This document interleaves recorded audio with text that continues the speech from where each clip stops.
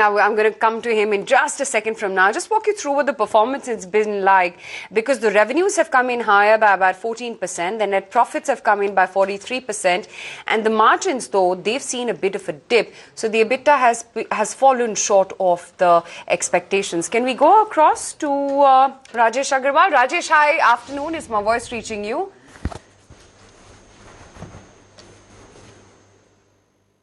Yes, I can hear you. Great. Rajesh, your India revenues have shown an uptick of about 5% and your emerging markets grew by about 19%.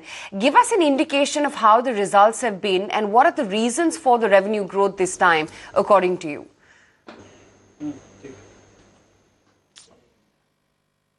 So we believe we've posted a decent set of numbers in Q4 and the consolidated numbers for the entire year. If you look at the PAT, which has grown at 43%, which has recorded a very healthy growth in the quarter, and the revenue has grown at 14%. For the entire year, if you look at the PAT, which has grown at 30%, again, and crossed 400 crores, and the revenue for the whole year has grown at 17%.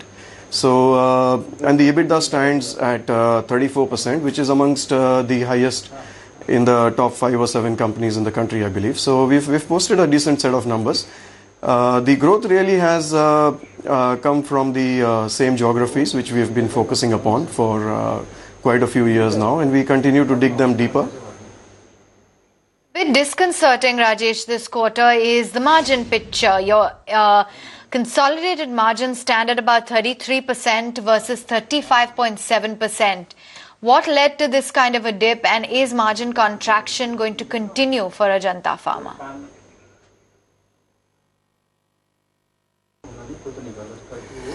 No, we do not see margin contraction to happen in the next year. We believe that we should be able to maintain the existing margins that we have posted for the entire year.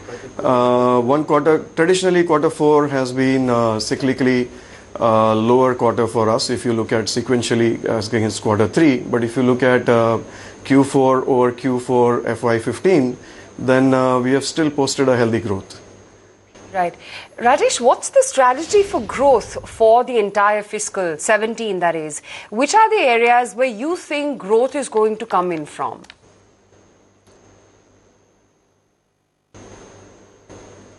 So the growth guidance would be mid-teens to high teens for the fiscal 17 is what we would like to believe that we should be able to attain.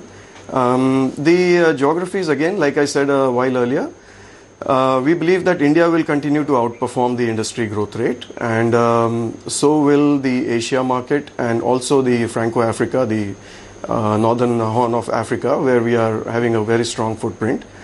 The initiatives, again, are to identify good new products, niche products, and also to build upon the existing brands which we have already brought up to the leadership positions.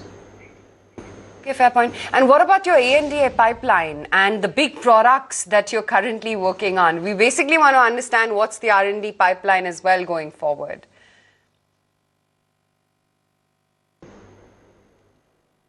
So ANDAs, as of now, we have 10 approvals and we have 16 awaiting approval. And we really hope to see the approvals coming sooner than later. As far as the products, as you would understand, I may not be able to give a clear guidance on which brands we are looking at, which products as such. But we are working on complex products, difficult to replicate kind of products. And we are hopeful that in the next 2 to 3 years, US will be a meaningful part of the entire business for the company. Right. What about your R&D pipeline right now?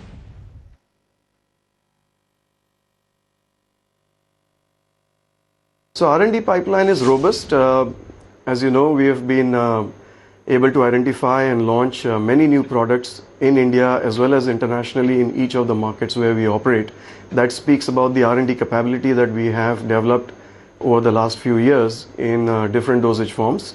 R&D spend for the current year was at 6%. We have spent over 100 crores on R&D, and we expect that to go up to 7% for the next year and bring it up to 150 crores.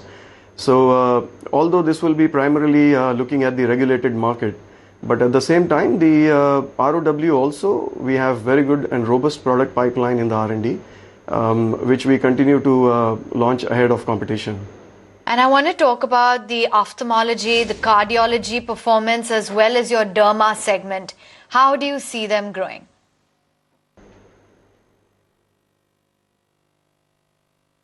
So cardiovascular, if you can see, cardiology for the last 3 to 4 years, we have gained tremendous momentum in the cardiac segment.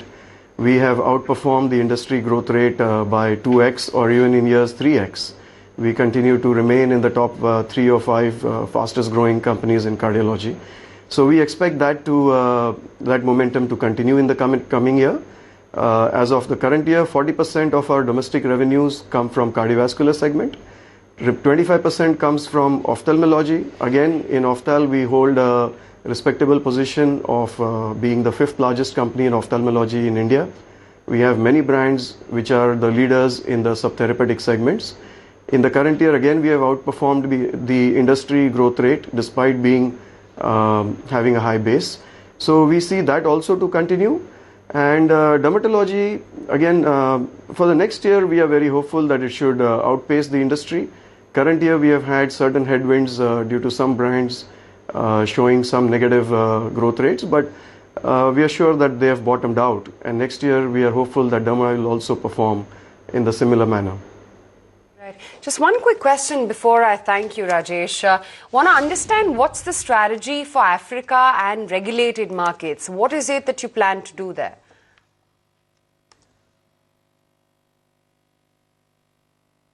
So for the regulated, if I have to answer, we intend to file 8 to 12 dossiers every year in the ANDA, as per the ANDA filings, and we believe that we are on course for the current year for sure. We are increasing thrust on R&D. As far as Africa is concerned, again, the effort will be to maximize the current operations that we have.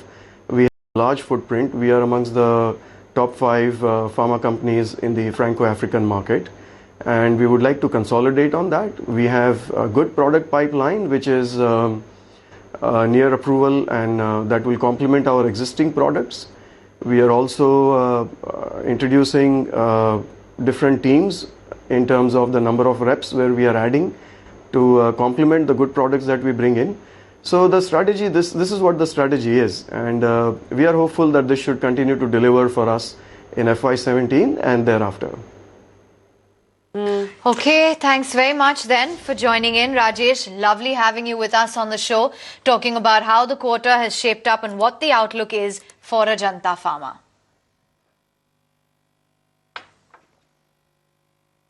Pleasure. Thank you so much. Okay, let's move on from one set of earnings to the next. 900 crores is what Force Motors